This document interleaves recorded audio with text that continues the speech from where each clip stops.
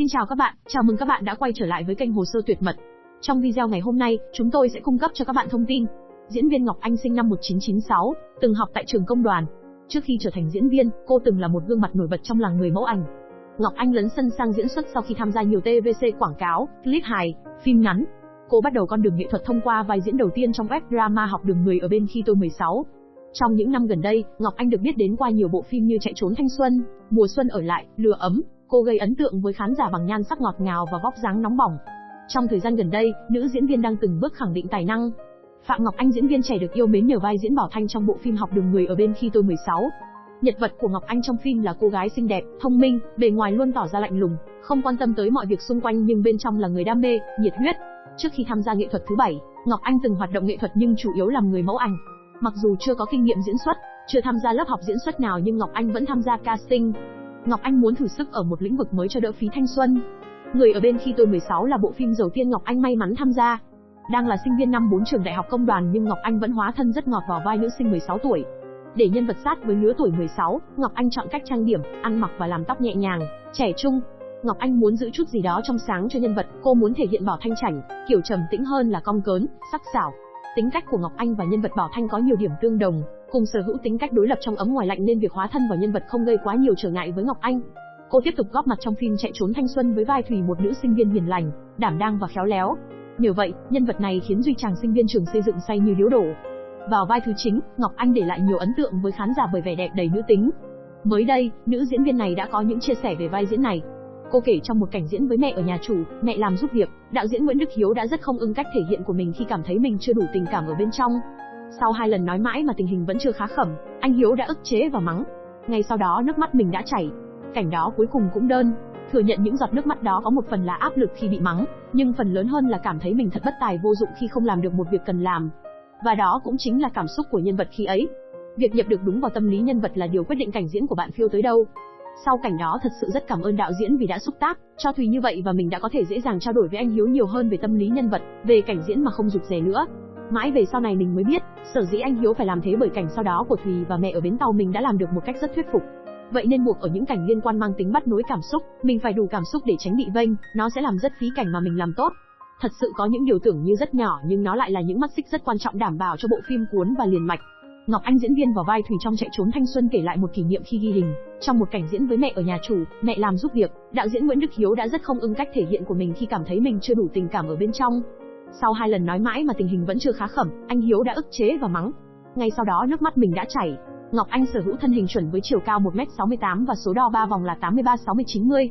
Cô nàng có phong cách thời trang đa dạng, từ cá tính, năng động, khỏe khoắn đến nữ tính, đằm thắm khoe thân hình nóng bỏng. Ngọc Anh quan niệm mặc đẹp phải phù hợp với hoàn cảnh. Mới đây cô vào vai trong phim Phố trong làng, phản ánh cuộc đấu tranh quyết liệt giữa cái tốt và cái xấu ở chốn làng quê. Tại nơi này, những góc khuất của cán bộ bị tha hóa liên tục xuất hiện khuấy đảo cuộc sống yên bình. Câu chuyện phim xoay quanh nhân vật Nam, một chiến sĩ cảnh sát hình sự về xã trong một nhiệm vụ mới. Bộ phim không chỉ là bức tranh nông thôn đa màu sắc mà còn là câu chuyện về một chiến sĩ cảnh sát được điều động về Tân Xuân, đảm nhận công việc công an xã. Tại đây, Thượng úy Nam gặp không ít khó khăn và cả những va vấp ban đầu khi đảm nhận các nhiệm vụ mới. Nói về chuyện tình của mình trong phim, nữ diễn viên Ngọc Anh cho biết, về cặp đôi này ban đầu họ có một chút oan ra ngõ hẹp nhưng sau đó là một quá trình mưa dầm thấm lâu. Nhớ lại thời gian đầu bước chân vào môi trường làm phim chuyên nghiệp, Ngọc Anh cho rằng điều cô thấy khó nhất là diễn những cảnh cảm xúc, tâm lý nặng. Một diễn viên giỏi là diễn viên không chỉ biết huy động cảm xúc mà còn phải biết kìm và bung cảm xúc đúng lúc, để nó trở nên đắt giá. Đôi lúc tôi không kìm được xúc cảm mà trào ra hết lúc tập hoặc diễn toàn cảnh, thì đến cảnh cận sẽ hơi chai cảm xúc hoặc mắt mũi sẽ đỏ sẵn, Ngọc Anh chia sẻ. Sau những lần ấy, Ngọc Anh có thêm kinh nghiệm để tập trung tốt hơn, sống cùng vai diễn, cùng câu thoại, cùng bạn diễn hơn. Vì thế, nên đến vai Vân trong Lửa ấm, cô cũng tự tin hơn. Vân là người yêu Hoàng, một lính cứu hỏa trẻ tuổi. Vân xinh đẹp, tính tình tiểu thư, thích được nuông chiều. Vì không chịu được sự bận bịu và nguy hiểm của Hoàng nên đã chủ động chia tay. Tuy là một vai ngắn nhưng nhân vật Vân không thiếu những cung bậc cảm xúc, những khoảnh khắc tâm lý của người con gái khi yêu. Nhân vật Vân chỉ xuất hiện trong 10 tập đầu của bộ phim, nhưng lại là vai diễn đầu tiên Ngọc Anh được thỏa sức đẹp đúng sở trường của Ngọc Anh ngoài đời. Vân cũng là tuýp cô gái cứng cỏi, không dễ cam chịu, tính tình khá quyết liệt, khá gần gũi với con người của Ngọc Anh. Đáng ra ban đầu, vai Vân thực dụng hơn như thế, tình yêu với Hoàng chỉ là sự đắn đo chọn lựa. Tuy nhiên, tôi đã trao đổi với đạo diễn Đào Duy Phúc để xây dựng tình yêu của Vân dành cho Hoàng nhiều hơn, để khi kết thúc chuyện tình thế nào, khán giả vẫn cảm nhận được tình yêu Vân từng dành cho Hoàng là chân thật, Ngọc Anh chia sẻ. Dù chỉ theo đoàn làm phim Lửa ấm trong một thời gian ngắn, nhưng nữ diễn viên luôn cảm thấy gắn bó, vui vẻ. Đạo diễn Đào Duy Phúc rất dịu dàng và tâm lý, anh Mạnh Quân người đóng vai Hoàng thì hiền, ga lăng và vui tính. Điều tôi nuối tiếc nhất là vai diễn của mình không dài hơn để được gắn bó với đoàn phim thêm. 3 năm theo đuổi sự nghiệp diễn xuất chuyên nghiệp, nhưng chưa một lần Ngọc Anh dám tự nhận mình là diễn viên. Tôi tự ý thức mình là tay ngang, chưa học qua trường lớp nào, danh xưng diễn viên liệu có là điều xa xỉ không, đã đủ thuyết phục chưa? Cô nói, cho đến bây giờ, cô đã xác định mục tiêu chính thức theo con đường này. Tuy nhiên, Ngọc Anh chỉ thích nói về những gì mình đã làm được hơn những gì chưa làm. Cô vẫn nỗ lực từng ngày xem bản thân mình đi được tới đâu, và để thỏa mãn niềm đam mê được hóa thân vào nhiều mảnh đời khác nhau. Dù chỉ mới tham gia ở những vai phụ nhưng Ngọc Anh không quan trọng điều đó. Tôi chỉ buồn khi không diễn được hơn là nhận vai chính hay phụ. Tôi hiểu, diễn viên để đảm nhận những vai chính truyền hình cũng cần bề dày kinh nghiệm và thực lực nhất định. Có lẽ, tôi còn quá mới và cần thời gian để thử thách. Cứ có tâm với từng vai diễn mình nhận và có niềm tin lớn với việc mình làm thôi, không so bì và suy nghĩ tiêu cực, nữ diễn viên sinh năm 1996 tâm sự. Song song với dự án phim Lửa ấm, trong năm 2020, Ngọc Anh cũng hoàn thành vai Hân trong bộ phim truyền hình Mặt nạ hạnh phúc.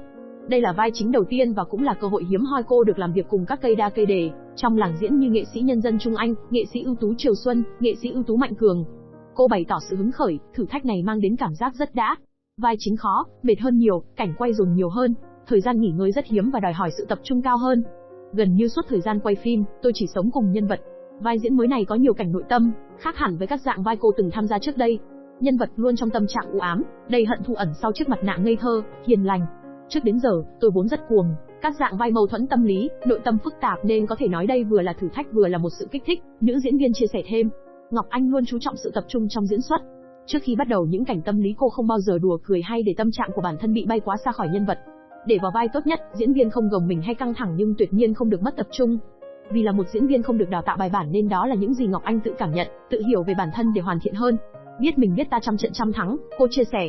Ngoài việc tập trung, cố gắng học hỏi trong từng vai diễn, Ngọc Anh cũng chú trọng việc quan sát, để ý đến cuộc sống xung quanh. Ngay việc xem phim với cô cũng không chỉ là sự giải trí nữa mà còn hướng tới tìm tòi cái hay, cái tốt để học. Nữ diễn viên 9X cũng đang có ý định theo đuổi một lớp học diễn xuất vừa để trau dồi hơn kỹ năng làm nghề vừa hoàn thành điều cô luôn trăn trở, chưa được đào tạo chuyên nghiệp. Với nữ diễn viên, phân đoạn mặn nhất của cô trong Mặt nạ hạnh phúc chính là cảnh Hân bị giàn cảnh để đổ tội tằng tựu với ông chủ. Vì mất điện, cô trượt chân ngã, ông Tôn nghệ sĩ nhân dân Mạnh Cường vừa tắm xong, đang cởi trần chạy ra đỡ cô lên. Bạn diễn là nghệ sĩ nhân dân Mạnh Cường đáng tuổi cha chú nhưng Ngọc Anh không cảm thấy ngại ngùng chút nào. Cảnh quay cũng diễn ra trơn tru, không phải thực hiện nhiều lần. Hân là vai nữ chính truyền hình đầu tiên của Phạm Ngọc Anh sau rất nhiều vai thứ trong các phim Chạy trốn thanh xuân, Mùa xuân ở lại, có nhiều cảnh đối đầu với các nghệ sĩ kỳ cựu như nghệ sĩ nhân dân Mạnh Cường, nghệ sĩ nhân dân Trung Anh và nghệ sĩ ưu tú Triều Xuân nhưng cô không áp lực nhiều. Ở hầu hết các phân đoạn, nhân vật của cô đều ở thế làm chủ tình hình. Tuy vậy, Phạm Ngọc Anh cảm nhận được trách nhiệm lớn lao của bản thân khi là nữ chính, đóng vai trò dẫn chuyện và kết nối các nhân vật trong phim. Do đó, cô nghiên cứu rất kỹ kịch bản và tập dượt cẩn thận từ ở nhà trước mỗi cảnh quay. Nhân vật này cũng đem đến cho cô cảm giác thú vị bởi nhiều nét tính cách tương đồng với bản thân như bướng bỉnh, cứng đầu, đã đặt ra mục tiêu gì thì sẽ theo đuổi đến cùng. Bề ngoài hiền lành nhưng Hân thực chất là cô gái thông minh, sắc sảo, giỏi quan sát, khả năng tự vệ cao và luôn làm chủ mọi tình hình dù xung quanh là rất nhiều mưu mô, toan tính hướng vào mình. Trước đây, Phạm Ngọc Anh chủ yếu đóng những vai hiền lành, ngây ngô, thiếu trải nghiệm cuộc sống. Trong khi đó, Hân của Mặt nạ hạnh phúc lại có nhiều chiều tâm lý. Cô xung đột với bà chủ và O xin thuận để bảo vệ bản thân và cụ tính, giấu giếm mọi người nhiều bí mật, lúc nào cũng gồng lên và tỏ ra mạnh mẽ và chỉ bung tỏa sự yếu đuối khi ở một mình. Việc đạo diễn chọn Phạm Ngọc Anh vào vai Hân, cũng vì muốn khán giả ban đầu lầm tưởng rằng cô hiền lành và rồi bất ngờ vì những cú ngoặt tiếp theo. Mục tiêu sắp tới của tôi là chinh phục những kịch bản hay, những vai diễn có màu sắc lạ. Tôi vẫn luôn cố gắng để sớm được mời hóa thân vào một vai diễn nữ cường. Ngọc Anh bộc bạch. Cô cho biết, nghề diễn viên là công việc mà mình đang nghiêm túc theo đuổi, thậm chí cô đã rời lại một số kế hoạch kinh doanh khác để có thể tập trung hoàn toàn cho đóng phim.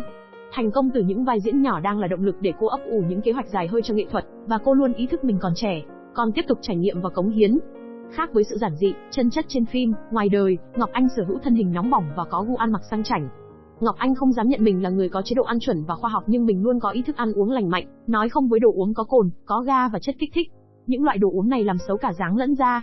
Bản thân mình không quá đặt nặng vấn đề giảm cân nên chế độ ăn cũng khá đơn giản. Tuy nhiên rau xanh và hoa quả là những thứ không bao giờ thừa với tất cả mọi người và mọi chế độ ăn. Bất cứ ai dù cần tăng giảm hay duy trì vóc dáng đều cần phải tập luyện. Mỗi hình thức tập có những tác dụng chính riêng nhưng đều giúp nâng cao sức khỏe và cải thiện vóc dáng dù ít hay nhiều.